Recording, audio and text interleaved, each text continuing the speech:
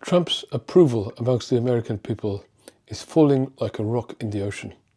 It's plummeting so fast that we've never actually seen a drop like this before. So I thought it'd be useful to make a video in which we just go through some of the numbers, just so that we get a sense of how fast his popularity is waning. Because amongst all of the maelstrom, amongst all of the chaos that he's engaging us all in, it's sometimes difficult to zoom out and see the picture of what's really going on. So in this video, I'm just going to go through some numbers just to give you a real sense of what's really going on in terms of the currents of public opinion within the USA right now.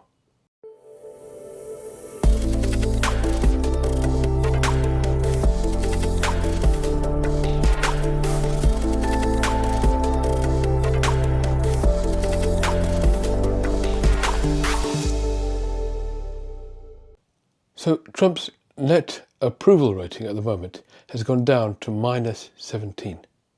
From being on the positive side in January, it's now -17. That means that the percentage of people who disapprove him outnumbers the percentage of people who approve of him by 17 points. So altogether, he's -17. A lot more, 17% more people disapprove of his performance than approve of his performance. So down to -17. Now, just to put this in some context, when Joe Biden was president, this time in his presidency, Joe Biden was down to -6. So his approval rating was -6 compared to Trump's -17. Barack Obama at this point in his presidency was +6. That's sort of more standard for previous presidents. He was +6 at this point in his presidency. So more people approved than disapproved. But Trump is down to -17. Now, let's look into some detail as to why that is. Why is he dropping and what are the areas he's dropping in? Well, these polls have looked at what are the various areas in which his popularity has dropped. Well, it's interesting because his popularity seems to have dropped across the board, both amongst people who are his core supporters because they're for issues that people supported him for, but also in more broader issues that all the public looks for in all presidents. So let's look at the areas that he was supported and voted in for. Firstly, migration and guns. Clearly, these are things that are important to MAGA base, immigration and guns. He used to be positive on both of those issues before, and now he's flipped into negative territory. So more people disapprove than approve of his performance in those. So even in immigration, he's actually underwater. And if we look at the things that matter the most to the broad swathe of the electorate, well, there he is massively down and underwater. When it comes to the economy and jobs, his approval is currently -20%. So it's -20% approval for the economy and guns, economy and jobs. Again, this was positive territory back in January. And when it comes to inflation, something else he was in positive territory around January, and something else that is absolutely vital to the entire American public, because it's what killed Biden in the end. On the issue of inflation, Trump's approval is -35. So these are the things that really make or break presidencies. He's currently -35. There's a huge amount of disapproval of his handling of the economy in general and inflation, the key issue that is on the public's mind right now. So what we're seeing here is a presidency completely unraveling in terms of its relationship with the people. It no longer has a support base that could sustain it in office. This is almost certainly going to reflect in the midterm elections just in a little over a year's time, in 2026. In those elections, with these numbers, the Trump administration will be a huge drag on every single candidate running for Congress. And every single candidate will be brought down, and many, many will lose their seats and jobs as a result of this. There's no question about it. And so the real world implications of this will be seen very, very soon as a result of Trump's policies, basically. Engaging in tariffs, engaging in this kind of policy that we know is harming the economy, that he is deliberately and directly harming the economy with. And not succeeding in the areas that his fans support him for, like immigration either. Unfortunately, what this does mean, because Trump can read numbers, his team can read numbers, and they can see what's coming in the future. What this does mean is an increasing likelihood of Trump attempting harder and harder to yank America away from democracy, to yank his administration away from democratic accountability, because the first test of accountability will be the midterm elections. And if Congress changes hands, then his accountability will suddenly flip from being zero to being full on. The amount of accountability he will have to be faced with a Congress of a different party will be huge. All his business will grind to a halt. And certainly his corruption will all be put under a microscope. And this is what he fears. So unfortunately, what these numbers do mean is that Trump's trajectory towards decoupling his administration from democratic accountability is only going to speed up now.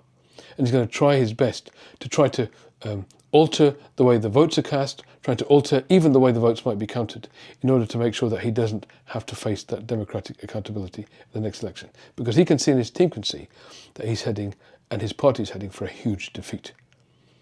As I said, because of that, it's likely to get worse before it gets better. He's likely to become spooked by these numbers. He's likely to become even more erratic. He's likely to become even more autocratic. And he's likely to do things that even commentators like me might find hard to imagine, in order to try to, as I say, decouple his administration from democracy, from accountability to the people. And so this is a time to be more vigilant than ever, and not let him get away with the increasing steps towards authoritarianism that he's engaging in now on a regular basis, and will only escalate as time goes forward.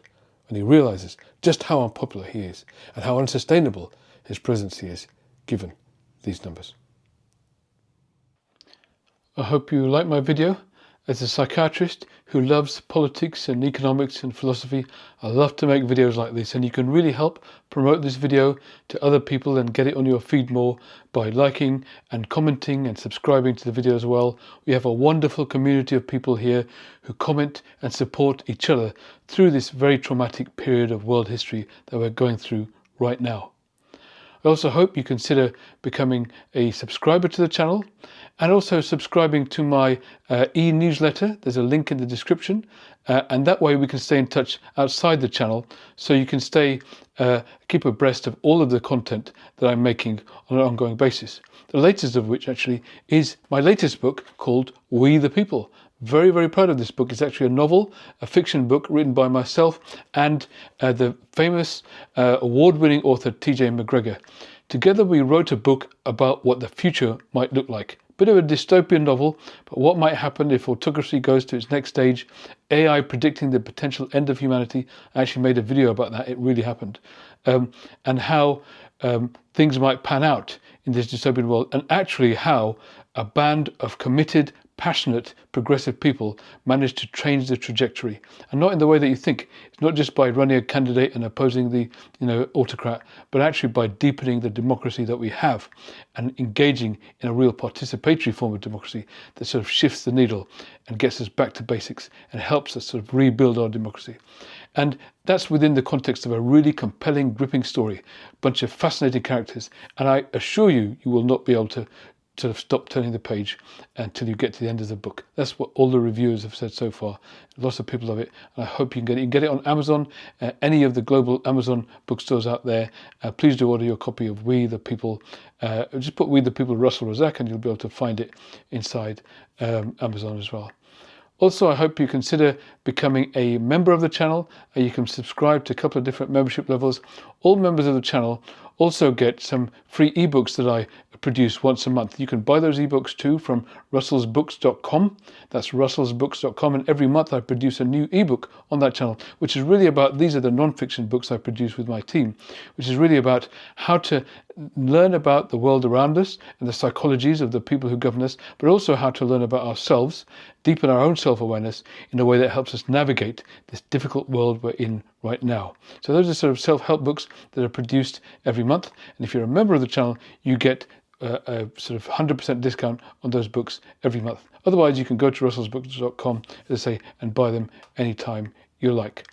I really hope you can become a part of this community, as I say. So this sort of supportive community, validating and helping each other, is really worth being a part of, and I hope you can join us as we all join forces to create a better tomorrow together. Thank you.